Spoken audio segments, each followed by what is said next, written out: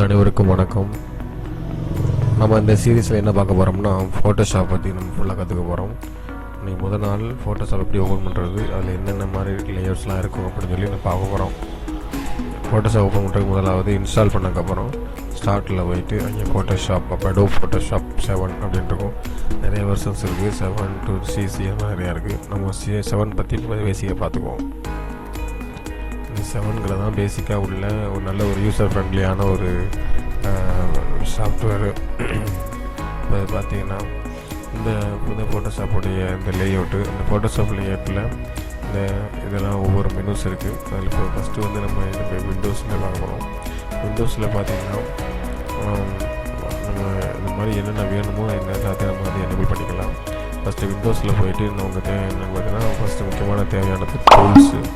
இந்த டூல்ஸில் என்னென்னு பார்த்தீங்கன்னா எல்லா விதமான டூல்ஸும் இருக்கும். நம்ம டைப் பண்ணுறது, ஃபோட்டோ கட் பண்ணுறது, எரேஸ் பண்ணுறது, கலர் பண்ணுறது, அந்த மாதிரி எல்லா விஷயங்களும் இதில் இருக்கும்.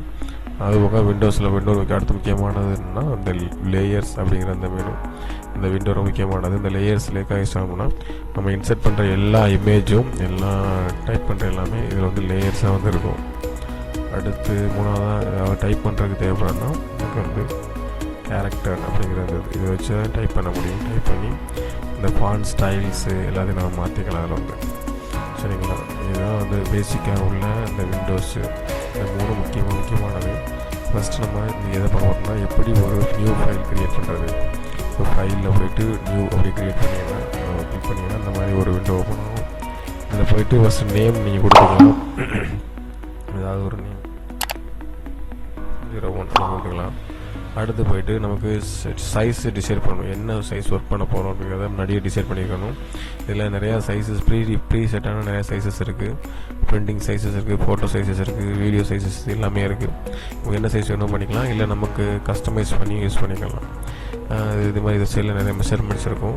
ஒவ்வொரு அப்ளிகேஷன் ஏற்ற மாதிரி நம்ம மெஷர்மெண்ட்ஸ் மாற்றிக்கலாம். ஜென்ரலாக இன்ச்சஸில் வச்சு ஒர்க் பண்ணோம்னா நமக்கு கரெக்டாக நமக்கு தேவைப்படும்.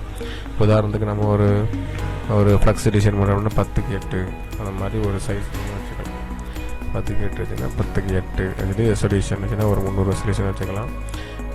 இந்த மோடுங்கிறது கலர் மோடு டிசைட் பண்ணணும். ஜென்ரலாக ஃபோட்டோ ஒர்க்கு பண்ணுறீங்கன்னா இருந்தால் RGBயில் வச்சுக்கோங்க. பிரிண்டிங் ஒர்க்காக இருந்தால் CMYKல நீங்கள் வச்சுக்கலாம். வச்சுட்டு ஓகே கொடுத்தோன்னா இந்த மாதிரி ஒரு எம்டி லேஅவுட் ஓப்பன் ஆகும். எம்டி லேஅவுட் ஓப்பன் ஆனோடனே இதில் நம்ம ஒவ்வொரு டிசைனாக ஒவ்வொன்றா ஆட் பண்ணிக்கலாம்.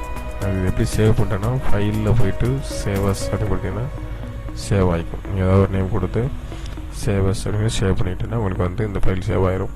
அடுத்து நீங்கள் ஒர்க் பண்ண இது புதுசாக நமக்கு நிறைய விஷயங்கள் பண்ணிக்கலாம். இதில் எப்படி ஒரு இமேஜ் ஓப்பன் பண்ணுறோன்னா, அதே ஃபைலில் போய்ட்டு ஓப்பன் அப்படின்னு கொடுத்தீங்கன்னா நமக்கு இந்த மாதிரி ஒரு இன்டர்ஃபேஸ் ஓப்பன் ஆகும். அதில் நமக்கு தேவையான இமேஜஸ் இருந்துச்சுன்னா அந்த இமேஜஸ் நீங்கள் ஓப்பன் பண்ணிக்கலாம். உங்களுக்கு என்ன இமேஜ் வேணுமோ அந்த இமேஜை நீங்கள் ஓப்பன் பண்ணி ஒர்க் பண்ணிக்கலாம்.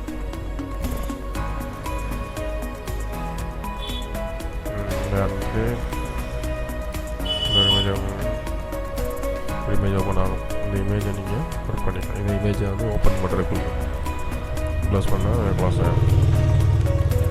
நெக்ஸ்ட் வீடியோவில் இந்த இமேஜ் எப்படி ஒர்க் பண்ணுறது அப்படிங்கிறத பார்ப்போம்.